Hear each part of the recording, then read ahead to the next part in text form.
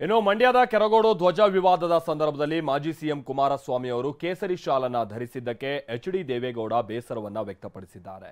ಕುಮಾರಸ್ವಾಮಿ ಕೇಸರಿ ಶಾಲಿನ ಬದಲಾಗಿ ನಮ್ಮ ಪಕ್ಷದ ಶಾಲನ್ನ ಹಾಕಬಹುದಾಗಿತ್ತು ಅಂತ ಹೇಳಿದ್ದಾರೆ. ಇನ್ನು ಈ ಕುರಿತು ಪ್ರತಿಕ್ರಿಯಿಸಿರುವಂತಹ ಡಿಸಿಎಂ ಡಿ.ಕೆ. ಶಿವಕುಮಾರ್ ಎಚ್.ಡಿ.ಕೆ ಬಿಜೆಪಿಯ ವಕ್ತಾರರಾಗಿದ್ದಾರೆ ಅಂತ ಕಾಲೆಳೆದಿದ್ದಾರೆ.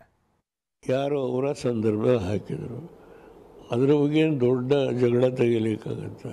ಇನ್ನು ನಾರ್ಮಲ್ ಕೋರ್ಸ್ ನಮ್ಮ ಪಾರ್ಟಿದೇ ಹಾಕೊಂಡು ಅದು ಆ ಸಂದರ್ಭದಲ್ಲಿ ಯಾರೋ ಒಂದು ಇದನ್ನು ಹಾಕಿದ್ರು ಅಂತ ತಕ್ಷಣವೇ ಅದಕ್ಕೇನು ದೊಡ್ಡ ವ್ಯಾಖ್ಯಾನ ಮಾಡಬೇಕಾಗಿಲ್ಲ.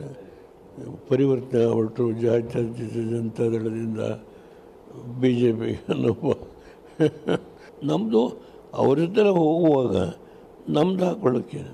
ಈಗ ನಾಳೆ ಬೆಳಿಗ್ಗೆ ನಾನು ಮೋದಿಯವರು ಒಂದು ಪ್ಲ್ಯಾಟ್ಫಾರ್ಮಲ್ಲಿ ಹೋಗ್ತೀವಿ ಅಂತ ಇಟ್ಕೊಳ್ಳಿ, ನಂದು ಹಾಕೊಳ್ಳೋಕ್ಕೆ. ಬಿಜೆಪಿ ಸ್ಪೋಕ್ಸ್ಮನ್ ಕುಮಾರಸ್ವಾಮಿ ಅವರು ಆಗಿದ್ದಾರೆ. ನನಗೆ ದೇವೇಗೌಡರು ಪಾಪ ಇಷ್ಟು ನೋವು ತರ್ತಾರೆ ಅಂತ ನಾನು ನಂಬಲಿಕ್ಕೆ ಸಾಧ್ಯನೇ ಇಲ್ಲ. ಯಾಕೆಂದರೆ ದೇವೇಗೌಡರು ಸಿದ್ಧಾಂತ ನಾನು ಗಮನಿಸಿದ್ದೀನಿ, ವಾಚ್ ಮಾಡಿದ್ದೀನಿ. ಅವರು ಐ ಥಿಂಕ್ ಯಾಕೆ ಪಾಪ ಭಾಳ ಅವ್ರು ಏನು ಮಾಡ್ತೀರಿ